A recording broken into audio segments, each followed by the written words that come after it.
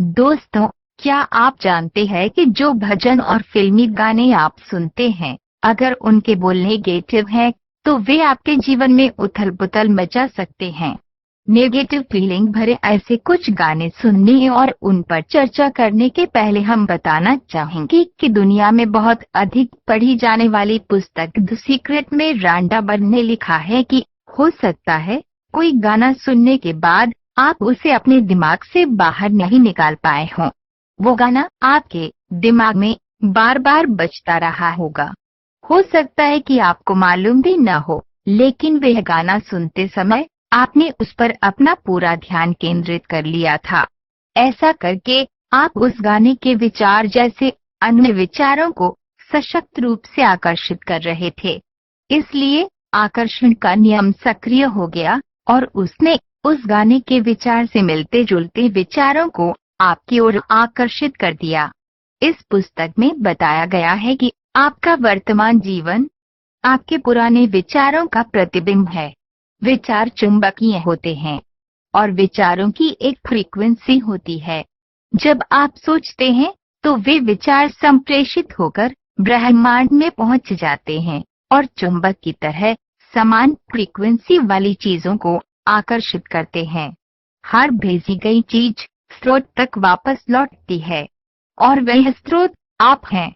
दोस्तों, एक और पुस्तक है जिसका नाम है द मास्टर की टू रिचेस। इस पुस्तक में नेपोलियन हिल ने लिखा है कि आपकी रेडियो स्टेशन ब्रह्मांड में से नेगेटिव व्यक्तित्व वाले लाखों लोगों के द्वारा भेजी गई नकारात्मक विचार वाइब्रेशन को पिक अप कर लेती है और हमारा दिमाग मन मस्तिष्क इसे ग्रहण करके अपने जीवन में कठिन परिस्थितियां पैदा करता है जिसे हमने कभी चाहा नहीं था।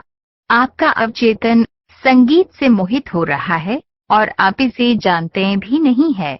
दोस्तों, अब हम सुनते हैं भोपाल मध्य प्रदेश निवासी प्रतिमा जाट की आवाज में कुछ गानों के बोल। हम थे जिनके सहारे खो हुए ना हमारे, डूबे जब की नैया सामने थे किनारे। हम थे जिनके सहारे, क्या हुआ कट की बातें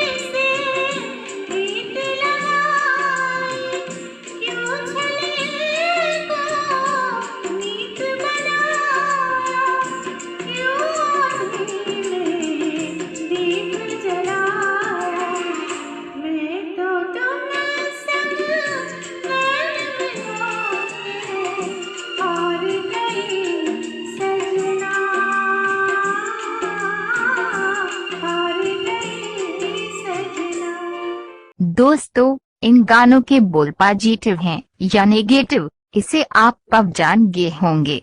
अगर आप अपनी पसंद बनाकर यह गाना सुनते हैं कि मेरा जीवन कोरा कागज कोरा ही रह गया, तो क्या आपके जीवन में खुशी आ सकती है? अगर आप सुनते हैं कि दोस्त दोस्त न रहा, प्यार प्यार न रहा, जिंदगी मुझे तेरा एतबार न रहा, तो आपके जीवन में दोस्ती और प्यार का क्या होगा?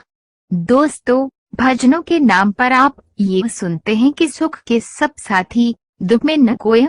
देख तेरे संसार की हालत क्या हो गई, भगवान कितना बदल गया इंसान। दुनिया निभाए मोह अब तो बुला ले। या फिर रामचंद्र कह गए सिया से ऐसा कलयुग आएगा, हंस चुनेगा दाना तीन का कुआं मोती खाएगा। दोस्तों, लोगों के द्वारा दुख भरे गाने और भजन सुनने के अलग अलग कारण हो सकते हैं। जैसे गाने में जो फीलिंग है, हो सकता है कि आपके साथ भी कुछ ऐसा हुआ हो, या फिर आपको फिल्म की कहानी ने बहुत प्रभावित किया हो, या फिर आपको वे सिंगर पसंद हो जिसने दुख भरा गाना गाया है, या फिर आपको गाने की धुन पसंद हो, या फिर दुख भरा गाना सुनने का कोई और कारण रहा हो। हर व्यक्ति को भजन और फिल्मी गाने पसंद है।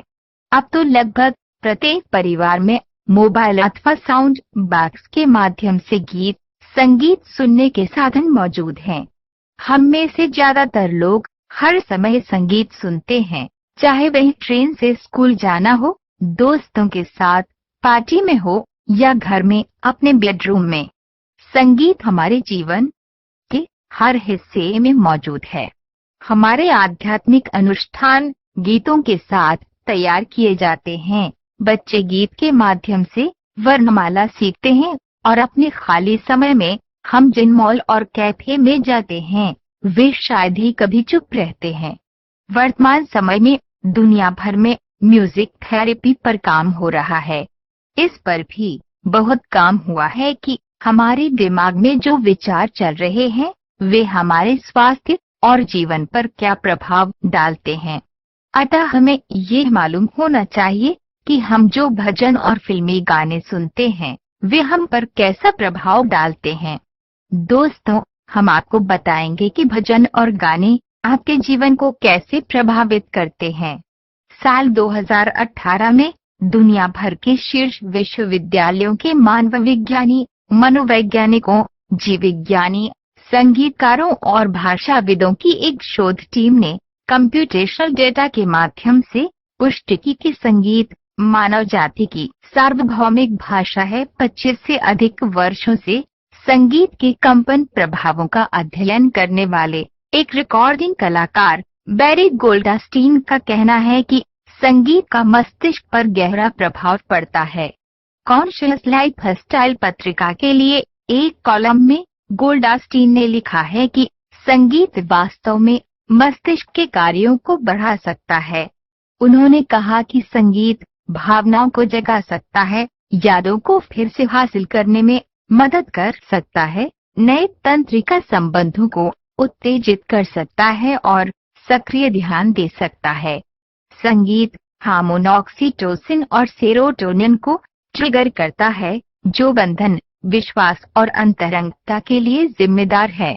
ऑस्ट्रेलिया के 2017 के एक अध्ययन के अनुसार जो लोग नृत्य करते हैं और संगीत के साथ सक्रिय रूप से जुड़ते हैं, वे दूसरों की तुलना में अधिक खुश पाए गए जिन्होंने इस तरह से संगीत से जुड़ाव नहीं किया। पावले मारिंकोविच के अनुसार संगीत दूसरों के बारे में लोगों का नजरिया बदल सकता है। अध्ययन में पाया गया कि कुछ लोगों के लिए उदास संगीत गहरा दुख की नकारात्मक भावनाओं का कारण बन सकता है। क्या होता है जब आप उदासी और पुरानी यादों से भरे गीतों में डूब जाते हैं? अवसाद के लक्षण वाले लोग उदास संगीत की ओर आकर्षित होते हैं, लेकिन इसे सुनने के बाद अधिक उदास महसूस करने की रिपोर्ट करते हैं। उदास संगीत सुनने से नकारात्मक सोच के पतन में फंसने की उनकी प्रवृत्ति बढ़ जाती है। यह कभी न खत्म होने वाले चक्र की तरह है। उदास संगीत सुनना उन्हें नकारात्मक विचारों और भावनाओं से भर देता है, जिससे उन्हें और भी बुरा लगता है और वे इन भावनाओं से निपटने की कोशिश करने के लिए उसी प्रकार के संगीत में वापस आते हैं। जर्नल ऑफ कंज्यूमर रिसर्च में प्रकाशित एक पहले के अध्ययन में पाया गया कि लोग उदास संगीत पसंद करते हैं जब वे एक गहरे पारस्परिक नुकसान का अनुभव कर रहे होते हैं, जैसे किसी रिश्ते का अंत। ऐसा संगीत सुनना जो आपको बुरा महसूस कराता हो काफी खतरनाक हो सकता है।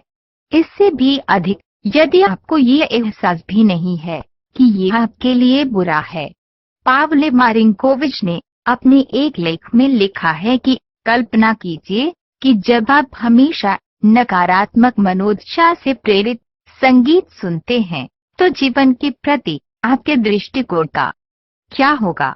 यदि आप लगातार एक नकारात्मक भावनात्मक स्थिति में हैं और उसे संगीत द्वारा बढ़ाया गया है, तो आप वास्तविकता के अपने दृष्टिकोण को विकृत कर देंगे।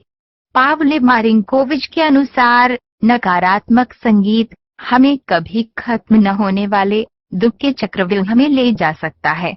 जर्नल ऑफ पॉजिटिव साइकोलॉजी में 2013 के एक अध्ययन में पाया गया कि जो लोग उत्साहित संगीत सुनते हैं वे अपने मूड में सुधार कर सकते हैं और केवल 2 हफ्तों में अपनी खुशी बढ़ा सकते हैं। अध्ययन में प्रतिभागियों को अपने मूड में सुधार करने की कोशिश करने का निर्देश दिया गया था, लेकिन वे केवल तभी सफल हुए जब उन्होंने स्ट्राविंस्की की उदास धुनों के विपरीत कोपलैन के उत्साही संगीत को सुना। उस अध्ययन के लेखकों ने सुझाव दिया कि उदास संगीत खोए हुए रिश्ते का विकल्प प्रदान करता है। उन्होंने इसकी तुलना एक सहानुभूति मित्र के रूप में की है। साल 2020 में यास्मीन अनवर द्वारा प्रकाशित एक स्टडी में बताया गया है कि यूसी बर्कले के शोधकर्ताओं ने संयुक्त राज्य अमेरिका और चीन में 2500 से अधिक लोगों पर उनकी भावनात्मक प्रतिक्रियाओं और रॉक, लोक, जैज, शास्त्रीय, मार्चिंग बैंड, प्रयोगात्मक और भारी धातु सहित शैलियों के हजारों अन्य गीतों के बारे में सर्वेक्षण किया है। नतीजा, संस्कृतियों में संगीत के व्यक्तिगत अनुभव को कम से कम 13 व्यापक भावनाओं के भीतर मैप किया जा सकता है। मनोरंजन, आनंद, कामुकता, सौंदर्य, विश्राम, उदासी, स्वप्नदोष, विजय, चिंता, डरावनापन, झंझलाहट, अवज्ञा और उत्तेजित महसूस करना। पावले मारिंकोविच के अनुसार एक अध्ययन से पता चला है कि हिंसक सामग्री वाले गाने सुनने के बाद लोगों में अधिक आक्रामक विचार आते हैं। हम नियमित रूप से सुनने के लिए जो चुनते हैं उसके बारे में हम भोले नहीं रह सकते।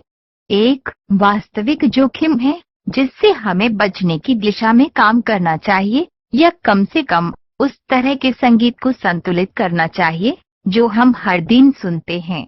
यह हम पर निर्भर है कि हम प्रतिदिन उपभोग की जाने वाली सामग्री से अवगत रहें। हमें ये चुनना होगा कि हम क्या सुनते हैं और हम अपने जीवन में कितना चाहते हैं। अगर हम खुद को नकारात्मकता से भरते हैं तो हम इसे दुनिया के साथ साझा करने जा रहे हैं। संगीत एक शक्तिशाली उपकरण है, हमें बस यह जानने की जरूरत है कि इसका उपयोग कैसे किया जाए। आपका दिमाग एक उपकरण है जिसके साथ आप अपनी वास्तविकता बनाते हैं, इसलिए वह सब कुछ जो आपकी आदर्श वास्तविकता में नहीं है आपके विचारों में नहीं होना चाहिए।